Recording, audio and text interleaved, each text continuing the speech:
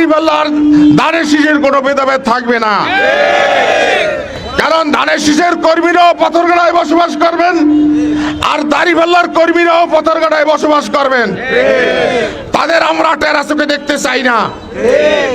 কারণ ওনারাও পাথরঘাটার মানুষ, আমরাও পাথরঘাটার মানুষ।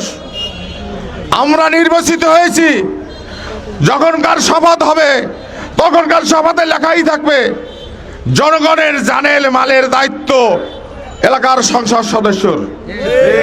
অতএব আমরাও এই এলাকায় বসবাস করবে, ওনাদেরও জানের মালের দায়িত্ব আলাহাসুল ইসলাম মনি সাহেবের। অতএব আমি বিএনপি করেছি, আমি অতি উৎসাহিত হয়ে একটা জামাত ইসলামের কর্মীকে অপমান করব, তা কিন্তু হবে না। আপনাদের ব্যক্তিগত শত্রুতা থাকতে পারে, আপনাদের জায়গা জমি নিয়ে শত্রুতা থাকতে পারে, আপনাদের পাওনা দাওনা নিয়ে শত্রুতা থাকতে পারে, আপনাদের ব্যবসা বাণিজ্য নিয়ে শত্রুতা থাকতে পারে, সেইটা কিন্তু দলের ভিতরে টানবেন না। যদি তদন্ত করে দেখা যায় ব্যক্তিগত শত্রুতাই দলের ভিতরে আনতে আসেন, সেইটার কিন্তু আপনারা আমাদের কাছে সাপোর্ট পাবেন না।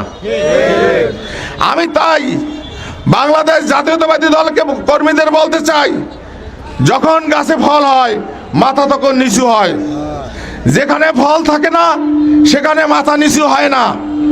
অতএব ওদের গাছে ফল নাই, ওদের মাথা উপরে উঠতেই পারে, আমাদের গাছে ফল হয়েছে, আমাদের মাথা আল্লাহর রহমতে 5টি বছর নিচে থাকবে।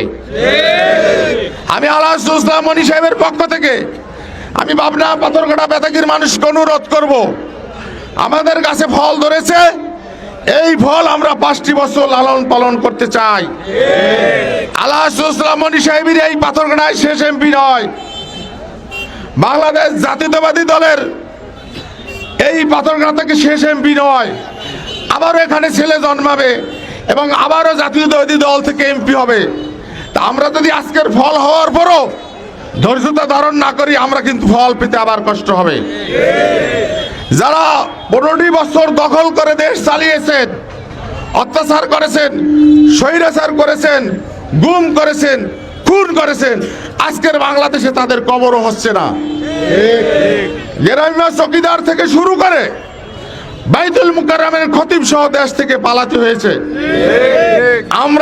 আমরা জাতীয়তাবাদী দল, শহীদ প্রেসিডেন্ট জিয়াউর রহমানের দল, খালেদা জিয়ার দল, আদর্শ তারেক রহমানের দল, আমরা এরকম পালাইতে চাই না।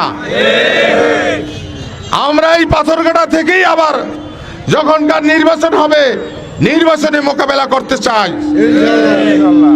আমরা যদি অন্যায় করি তাহলে কি আমরা এটা পারবো না? অতএব আমরা নিজেরা শোধরাবো যে আমরা কোন দলের সাথে, কোন লোকের সাথে, মুরব্বীদের সাথে, বাপ্পার সাথে অন্যায় অত্যাচার আর বেদবি করবো না। আপনি নিজে নিজে শপথ নেবেন। আর আমি প্রশাসনকে বলতে চাই, অনেক সময় ইউটিউবে দেখা যায়, ফেসবুকে দেখা যায় পাথরঘাটায় মাদকের কারবার, পাথরঘাটায় ইয়াবার ব্যবসা, পাথরঘাটায় অমুকের ব্যবসা। আমরা অনুরোধ করব, আপনারা যত প্রশাসন আছেন এই পাথরঘাটাকে ইয়াবা ব্যবসা থেকে মুক্ত করবেন।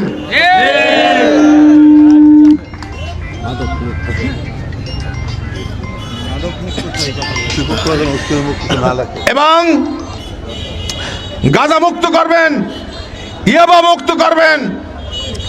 আপনারা দেখতে পারেন ইউটিউবে সার্চ নিয়ে, আগের যে এমপি ছিল শওকত হাসানুর রহমান রিমন সাহেব, টুপি ছিল, পাগড়ি ছিল, পাজামা ছিল, পাঞ্জাবি ছিল, কিন্তু এস বাংলার ব্যবসার সাথে জড়িত ছিল।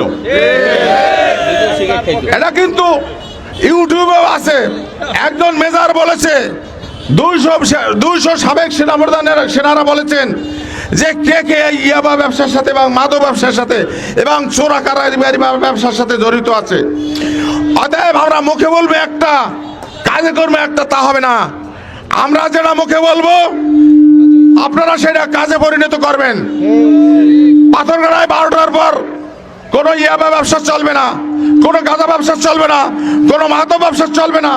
আমার দলীয় লোকেরা যদি সেই কাজ করে আপনি তাদেরকে আগে ধরবেন।